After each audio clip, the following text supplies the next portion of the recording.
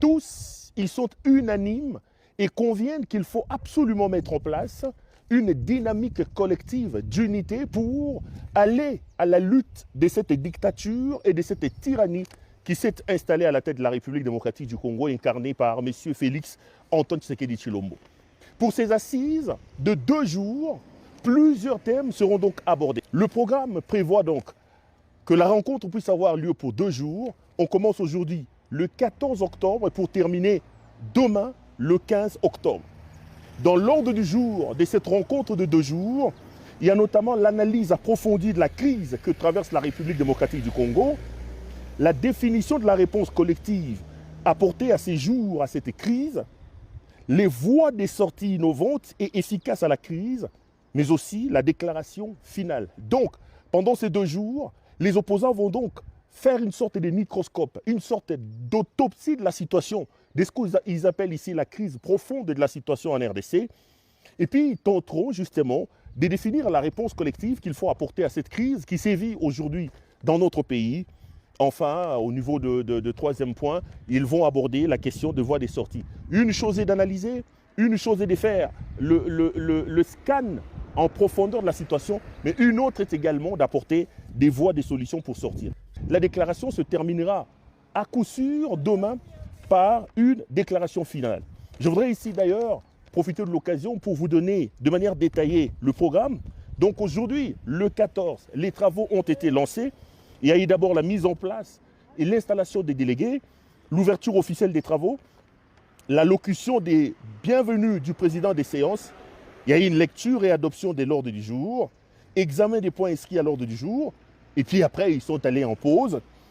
Au retour de la pause, ils ont donc repris les travaux et un peu tard dans la soirée, on assistera donc à la synthèse de la clôture de la première journée.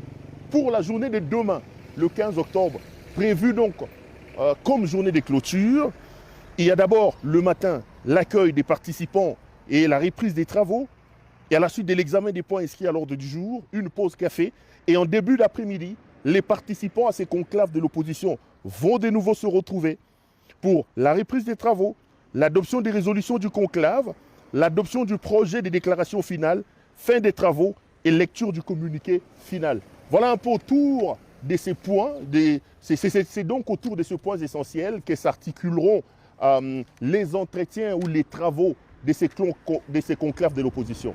Nous, CPL Télévision, nous sommes donc ici en direct à Nairobi, au Kenya, pour vous faire vivre. Nous sommes au cœur de l'actualité politique à notre pays. On vous fera donc vivre pas à pas cette rencontre de l'opposition. Tous sont d'accord. Il y a une sorte d'unanimité qui se dégage ici. C'est la dangerosité, la toxicité de M. Tshisekedi. Ils conviennent tous qu'il faut absolument mettre en place des mécanismes pour sauver la République démocratique du Congo et le débarrasser de la tyrannie et de la dictature qui le dirige à l'heure actuelle.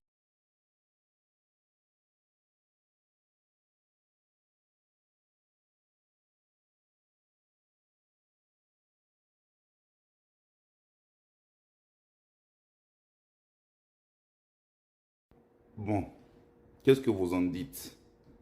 Moi, personnellement, je ne trouve pas de problème à ce que les hommes se réunissent pour pouvoir discuter du problème de notre pays. Parce que ce sont des Congolais qui ont le souci de résoudre le problème de leur pays et je ne pense pas que quelqu'un ait le droit de leur refuser de réfléchir aux solutions par rapport à ces problèmes. Maintenant, il reste maintenant à Kinshasa de pouvoir capitaliser des opportunités et sortir en grand par rapport à ceci, parce que ça sera vraiment incohérent que vous tendiez la main au Rwanda et que vos propres frères, vous leur refusez la main. Parce que là, il faut vous rappeler qu'on va toujours vous renvoyer vers vos frères. Parce que vous avez, sur le plan national, nous avons notre narratif. Le gouvernement est narratif. Félix Tshisekedi a un narratif pour la consommation locale. Mais pour la consommation internationale, il y a un autre narratif. Voilà pourquoi vous voyez ce qu'il dit et ce qui se passe sur le terrain, généralement, ça ne cadre pas. Parce qu'on ne vous dit pas la vérité. Le mouvement M23 a déjà été légitimé. Raison même pour laquelle on est à Doha avec eux en train de discuter. Et même à Washington, on vous renvoie à Doha, on vous dit que c'est la pièce maîtresse. À Doha, vous êtes en train de discuter avec qui? N'est-ce pas avec le M23? Et les M23 sur la scène internationale sont considérés comme qui? Vous n'allez pas me dire que sur la scène internationale, ils sont considérés comme des Rwandais. C'est considéré comme un mouvement congolais. Donc, c'est une crise interne. Et la communauté internationale, quand ils demandent au Rwanda de se retirer, ils demandent au Rwanda de cesser leur appui ou bien l'ingérence à une crise interne. C'est une façon diplomatique de dire les choses. Vous n'avez jamais vu, on a demandé à ce que les M23 puissent dissoudre leur mouvement.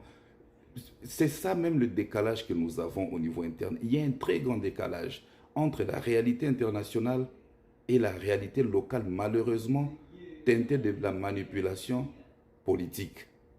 Ouvrez les yeux et soyez lucides. Mettons-nous sur une table et résolvons ces problèmes à temps avant que les choses ne puissent continuer à s'aggraver. On avait encore le temps de faire tout ça depuis le Bunagana, mais on ne l'a pas fait, malheureusement. Qu'est-ce que vous en pensez?